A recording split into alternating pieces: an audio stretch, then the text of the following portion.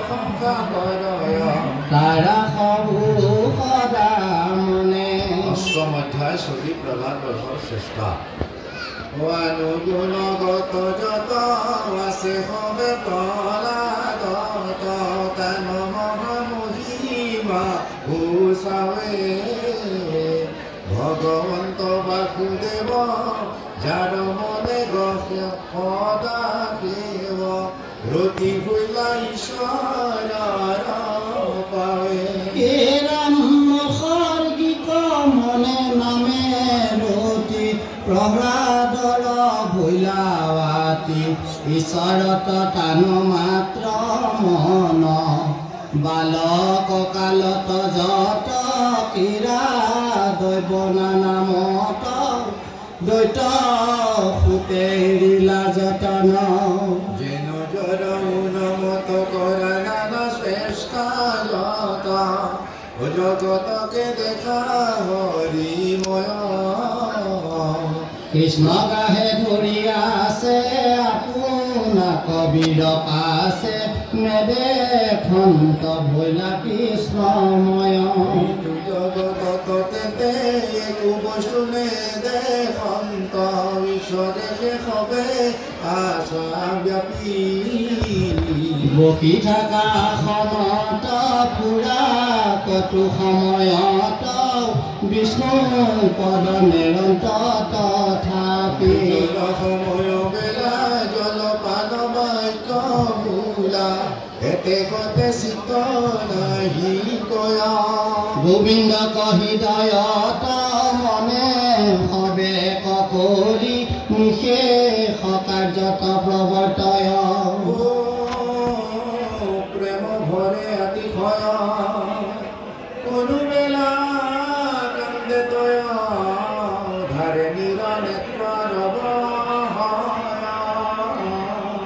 বৈকুণ্ঠ চিন্তায় আতি ক্ষোভিত হৈ মন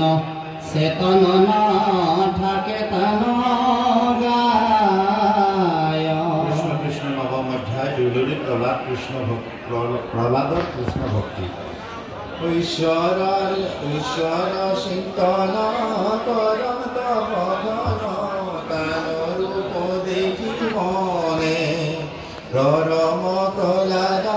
পাৱন্ত প্ৰহ্লাদ ঢাকা মহা ৰাম কটু সময়ত প্ৰহ্লাদে কৃষ্ণ কদকে ডাকে আতি উচ্চ কৰি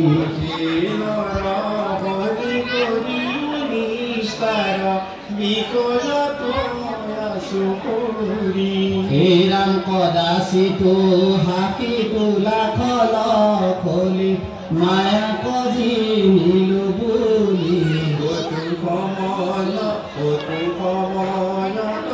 আনন্দিত চিত নানাতি মহাবলী ৰাম যেন মহাসাৰ বলদে নাদয় সিহঁতে নাদাবীৰ চিন্তা নাহি কয় দ্বৈত মহাশয় নিচল আতি শৰীৰ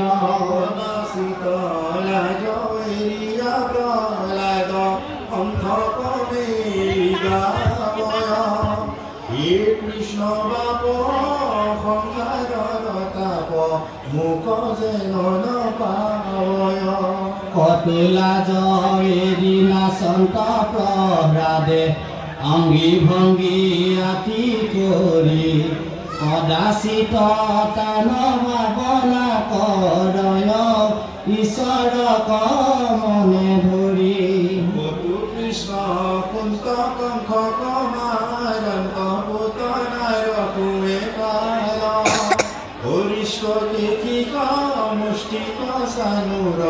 মালয় সমস্তে মাল ৰাম কৃষ্ণ ৰূপ ভূয়াই হিমতে ভূয়া কৰয় চেষ্টানে কদাচিতো লোম সমস্তে কি হৰে সৰ্ব অংগ পৰতে কৃষ্ণ দশম অধ্যায় ছবি প্ৰহ্লাদৰ কৃষ্ণ ভক্তিত মত্ততা ভগৱন্ত বিষয়ত ভাৱনা কৰন্ত তেন্তে সেহিহে তোমাৰ সুখী ভূলা স্বভাৱ ভৈলে কঠিৰ পৰম গম্ভীৰ ধীৰ পৰম প্ৰসন্ন মনে ৰৈলা এ ৰাম সেহিহে তু আনন্দিত ভৈলে সদয় চিত্ত নয়ন পদ্ময় জল বহে অল্প আখি নিমিলিত সদায় লোকত স্থিত কটুক্ষণে মন হুঁয়া ৰহে কৃষ্ণ পাদ পদ্মনেৰে সেৱা কৰে নিৰন্তৰে হৃদয়তে কটু পাৱে লাগ ক্ষণে ক্ষণে আনন্দিত হুয়ে তান তনুচিত দ্বৈত ৰতনয় মহাভাগ দুখিত হবাৰে মন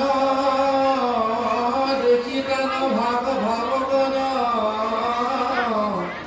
মহাশান্ত পুষ্প পূজা ৰৈলা শিশি মহাভাগৱত প্ৰহ্লাদ নামত উদিতি সুতে মহাসিংহ বৈলা একাদশ অধ্যায় দুলুৰি প্ৰহ্লাদক হিংসা কৰা ৰজাৰ কৃষ্ণ এ ৰাম যুধিষ্ঠিৰে মাতি লিখিত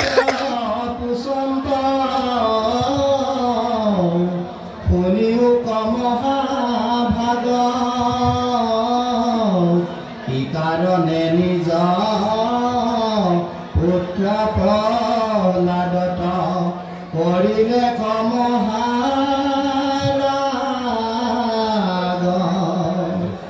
এ ৰাম মহাশুদ্ধাশয়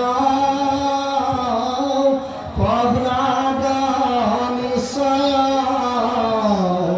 পৰম সন্ত মহন্ত ইমত পুত্ৰত কি কাৰণে তান্ত বিদেশ কৰি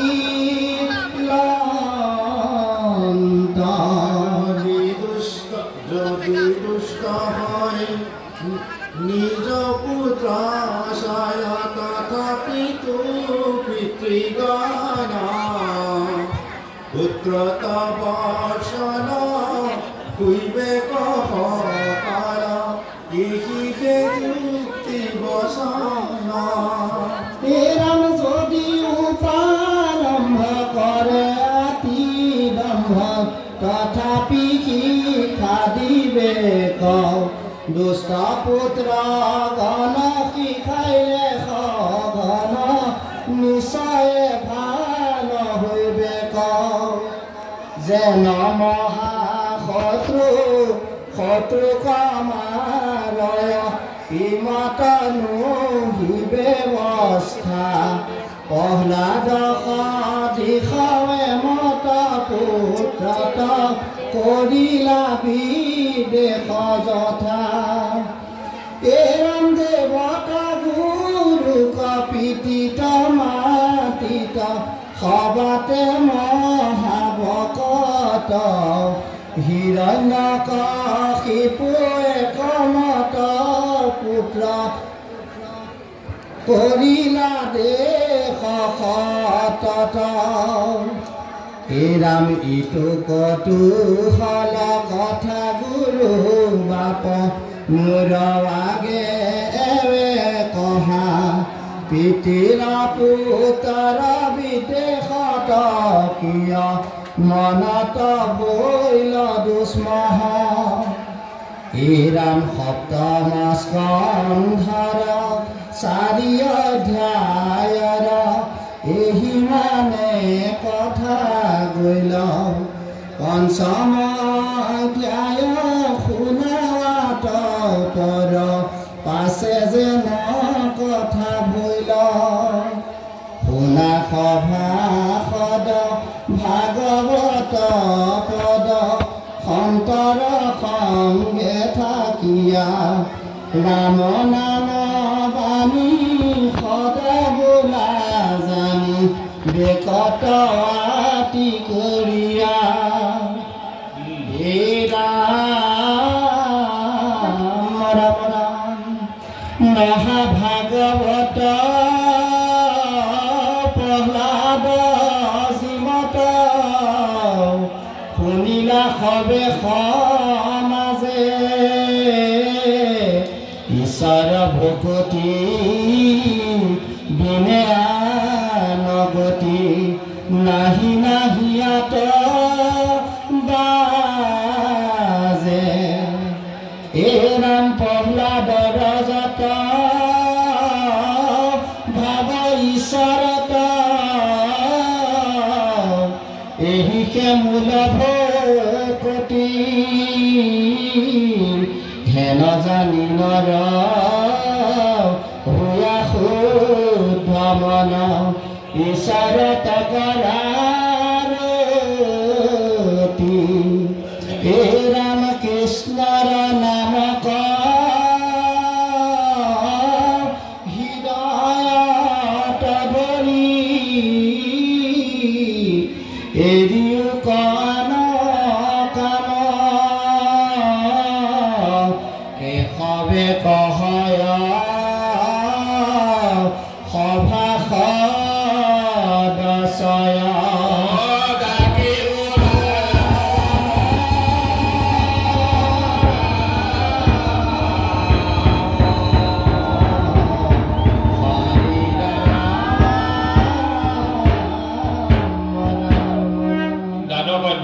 প্ৰহ্লাদ দৃশ্যৰ কাৰণ বোধৰ চেষ্টা ব্যৰ্থ নাৰদ বদতি শুনা ধৰ্মৰ নিধন শুনি উপকহু মই দেশ